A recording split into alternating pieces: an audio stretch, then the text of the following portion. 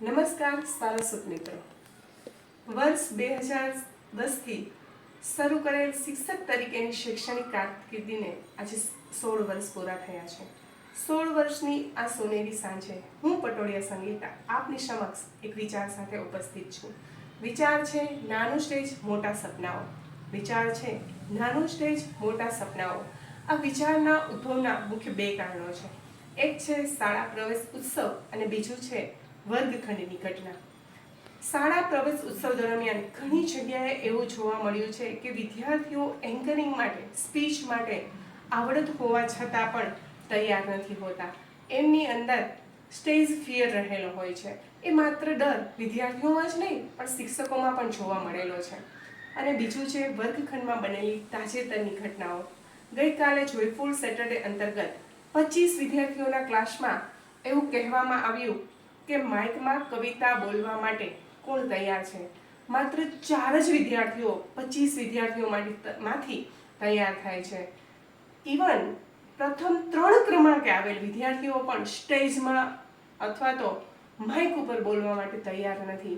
તો આ પરિસ્થિતિને નિહાળી અને હું આપની સમક્ષ આ વિચાર લઈને ઉપસ્થિત છું। કહેવાય છે ને કે માઇક નાનો છે પરંતુ સપનાઓ મોટા કરવાની તાકાત એમાં છે। માઇક નાનું છે પરંતુ સપનાઓ મોટા કરવાની તાકાત એમાં છે। આ વિચારને કઈ રીતે ઇમ્પ્લિમેન્ટ કરવો એના અમુક મુદ્દાઓ પીપીટી દ્વારા આપની સમક્ષ રજૂ કરવામાં આવશે।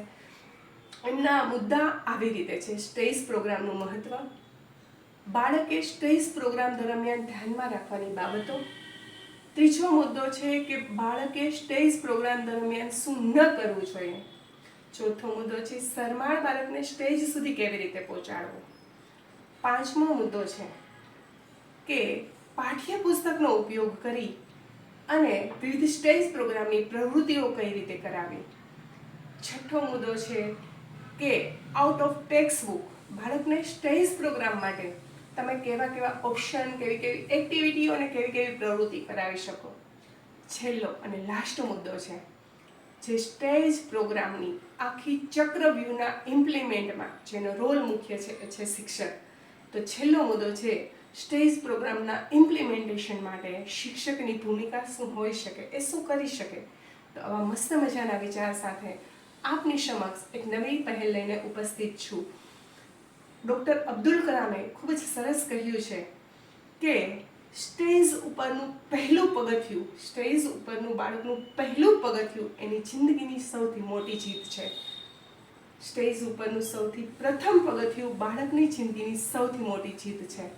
તો રવિન્દ્રનાથ ટાગોરે કહ્યું છે કે બાળકની શિક્ષણનું સૌથી મોટો જો કોઈ પહેલું હોય તો એ છે પોતાની ઓળખ।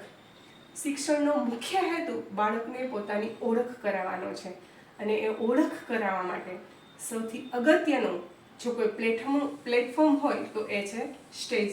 તો આવા ઊંડા વિચાર સાથે આપની સમક્ષ આ વિચાર લઈને ઉપસ્થિત છું અને આ વિચારને આપની સમક્ષ કરતો મૂકું છું।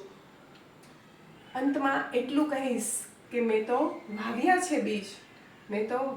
છે બીજ, હવે વાદળ જાણે વસુંધરા। આપ આ વિચારને આપણા બાળકો સુધી, આપણા પોતાના સુધી ક્યાં સુધી લઈ જશો, કેવી રીતે અનુસરશો એનો કોઈ મને અંદાજ નથી, પરંતુ મારી એક વિનંતી છે કે આપ આ પ્રોગ્રામના ઇમ્પ્લિમેન્ટેશન માટે જે કંઈ શ્રેષ્ઠ પ્રવૃત્તિ કરાવો એ તમે તમારા યુટ્યુબ માધ્યમથી અથવા તો કોઈ સોશિયલ મીડિયાના માધ્યમથી અન્યને શેર કરશો। તમે મને પણ શેર કરી શકો છો અને આ પ્રોગ્રામની વધુ માહિતી માટે પટોળિયા સંગીતા યુટ્યુબ ચેનલની વિઝિટ પણ કરી શકો છો। તો પ્રસ્તુત છે આજનો વિચાર, નાનો સ્ટેજ મોટા સપનાઓ, આપની સમક્ષ। આભાર, પટોળિયા સંગીતા।